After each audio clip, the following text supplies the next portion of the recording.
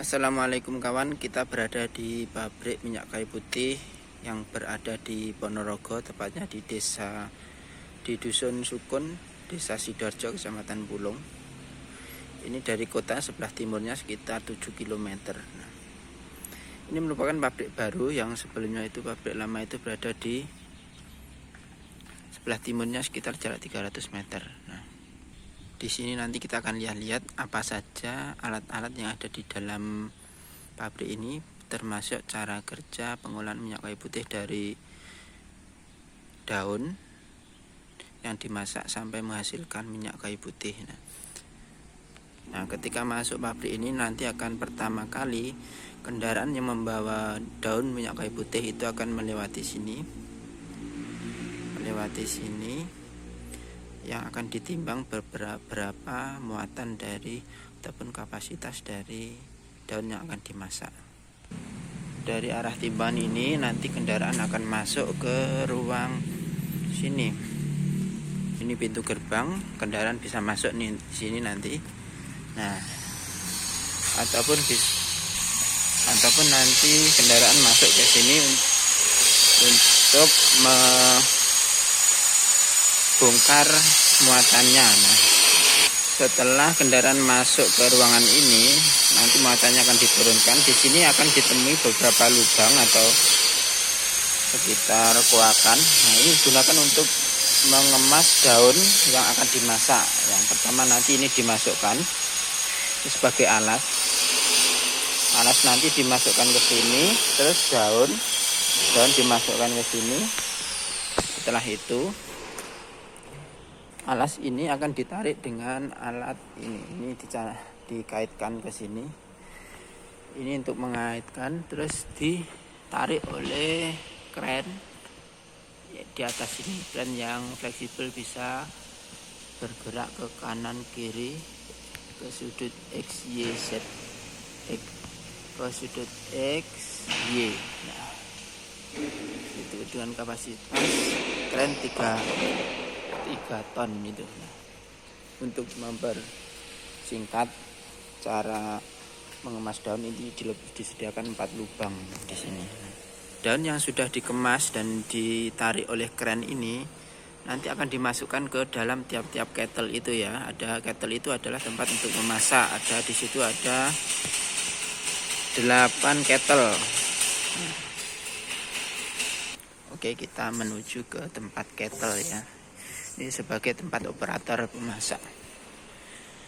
Setelah daun dikemas dan ditarik oleh kren, ditarik ke arah sini, ditempatkan ke tiap-tiap kettle, itu dimasukkan. Untuk membuka kettle ini ada panelnya tersendiri. Tiap-tiap kettle punya panel. Ini ada panel ke-8 misalnya untuk menutup, membuka, open, close. Nah, ini menggunakan tenaga hidrolis. Terus di tiap-tiap kettle itu juga ada penguncinya seperti ini. Makanya ini ada kuakan. Nah, setelah daun dimasukkan ke kettle, nah sini sudah terisi penuh, sudah terisi. Ini tinggal panelnya kita tombol close, ini menutup, dikunci. Nah, tinggal proses memasak.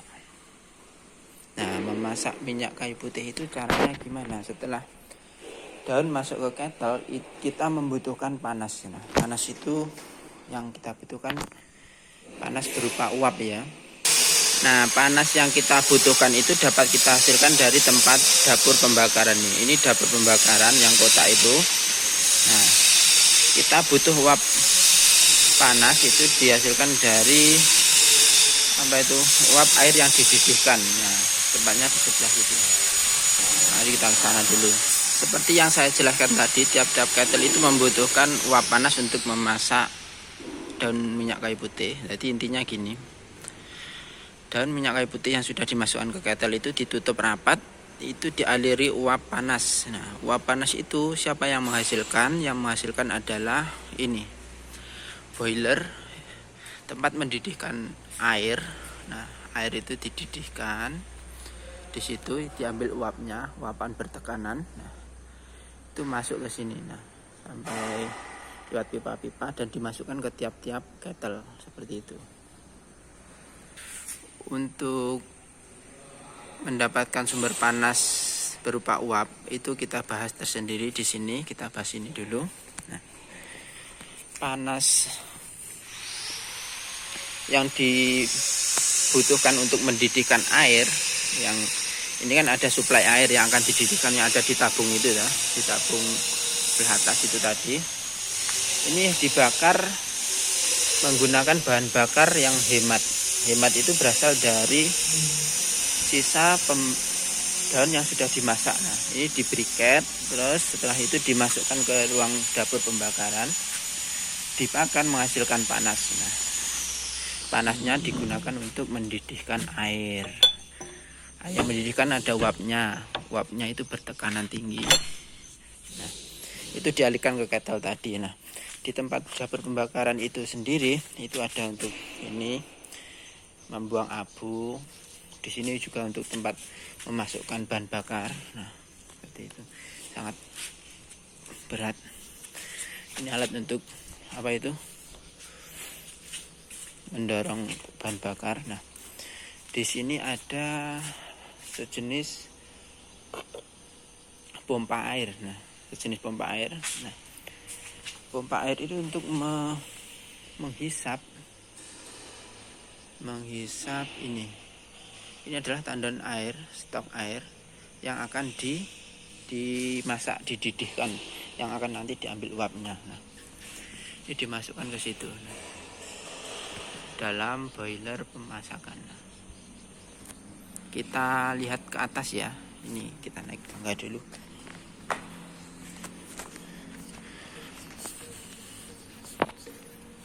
Nah, ini air masuk ke dalam boiler. Nah, di sini air itu akan dididihkan. Nah, itu ada ini jalur panas dididihkan. Dididihkan yang akan menghasilkan uap. Uap bertekanan itu lewatnya sini. Lewatnya sini. Itu yang arah ke kettle. Nah, itu valve pengaman. Yang apabila tekanannya terlalu tinggi, di sana sudah sesuai kebutuhan, ini uapnya sudah terlalu tinggi, maka itu akan dibuang secara otomatis ke sana. Nah, sekarang kita lihat jalur pipa uap panas bertekanan tinggi. Nah, ini dari boiler masak itu uapnya masuk ke sini, uap panas, terus itu dibagi. Ini bukan pipa loh ya, yang silver itu adalah lapisan anti panas. Nah, untuk menghindari panas di jalan terbang. Itu pipa masuk pertama, pipa inti itu dibagi menjadi 2 samping kanan kiri.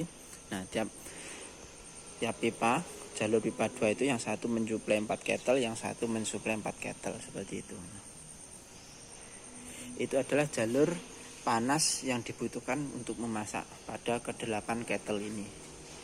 Cara singkat seperti itu panas yang dihasilkan. Ini tadi adalah untuk tandon air, stok air untuk yang akan dimasak. Nah, di tempat pembakaran, dapur pembakaran ini juga ada blower untuk menyedot asap, sehingga asap itu akan dikeluarkan lewat cerobong yang menuju atas ini. Nah, ada 2 ini. Nah, ini untuk cerobong asap. Nah, itu secara umum tempat penghasil uap panas. Kita akan kembali ke kettle. Uap panas dari boiler pembakaran tadi itu dibagi. Misalnya kita ambil contoh, ini pipa yang masuk lewat tabung, ini dibagi ke lewat sini. Nah, ini ada tekanan, indikator tekanan itu untuk panel buka. Ini untuk termometer, itu berarti untuk suhu. Instrumennya itu ini masuk ke kettle 1 misalnya seperti ini. Nah, uap tekanan panas ini akan menyender itu, mengalir, uap panas mengalir ke kettle ke daun, sehingga dan itu akan mengeluarkan uap lagi yang akan nantinya disuling. Yang jalur satunya ini adalah untuk pembuangan. untuk limbah ya, ini yang satu ini. Satu untuk masuk uap panas, satu untuk limbah. Dan itu terjadi pada ke-8 kettle ini. Nah, seperti itu. Kalau di sini adalah alat untuk panel hidrolis buka tutup, tutupnya kettle itu. Ini ada uap panas, terus memasak daunnya mengeluarkan uap. Uapnya itu dialirkan ke atas sampai ke kondensat ini, kondensator. Ini adalah untuk mendinginkan uap. Nah, uap itu didinginkan, terus setelah dingin itu dimasukkan ke jalur pipa kecil ini ya. Tuh, ini dari misalnya dari kettle 1, kettle 2, jalurnya masing-masing, tidak jadi 1, 3, 4, 5, 6, 7, 8. Nah, kettlenya ini jalur apa itu? Hasil masak minyak kayu putih itu dialirkan lewat sini. Ini masuk ke ruang penyulingan. Di sini ruang penyulingan. Di sini ada separator, maaf gelap, lampunya tidak tahu di mana. Ini pipa-pipa dari ke-8 kettle ini masuknya ke sini. Jadi tiap kettle tadi masuk ke satu separator ini. Nah, ini untuk indikator minyak. Nah, minyaknya sudah keluar, nanti dibuka kerannya ini, terus mengalir jalurnya ke tempat penampungan. Itu ada 3, itu ada beberapa larutan. Dari separator itu dimasukkan ke tangki ini, maaf tempatnya gelap, terus sampai akhirnya nanti keluarannya di sini. Nah, di sini adalah keluaran minyak nanti, seperti itu. Itu adalah proses singkat dari pemasakan minyak kayu putih ya, dari daun, terus sumber panas yang dihasilkan itu dari apa, terus juga cara memasak. Nah, untuk jalur air ya, jalur air itu ini. Nah, seperti yang kalian lihat tadi, yang atas itu, yang tabung-tabung setelah kettle itu kan ada kondensat itu. Setelah didinginkan kan pasti ada air, sisa air itu akan didinginkan atau ditampung ke saluran ini, pendinginan air. Ini jalurnya. Ini ke arah kolam pendingin. Nah, di sini ada beberapa jalur pipa. Ada juga pompa air di sini. Nah, ini adalah untuk mendinginkan air ataupun sebagai tandon air, supaya suplai airnya di sini seperti itu. Ya. Terus di situ ada ruang genset. Ada ruang genset apabila suplai listrik PLN terkendala. Ada beberapa lampu tenaga surya. Kalau di situ ada cerobong asap. Kalau tampilan secara luas, ini adalah tampilan pabrik ini. Ini pojok yang paling utara, kita sorot ke selatan, ke barat. Nah, ini pojok yang paling barat itu sebelah sana. Jadi pabrik ini menghadap ke selatan. Untuk sekitaran pabrik itu ada berupa hutan kayu putih ya. Hutan kayu putih. Oke, demikian secara singkat tentang pabrik minyak kayu putih yang berada di Ponorogo. Adalah tampilannya seperti itu. Cara kerjanya secara umum, secara singkat adalah cara memasak minyak kayu putih seperti itu. Karena prosesnya yang secara real belum ada, ini adalah secara konsep aja. Di sini cara memasak minyak kayu putih di pabrik minyak kayu putih Sukun Pulung Ponorogo. Seperti ini tampilannya. Oke.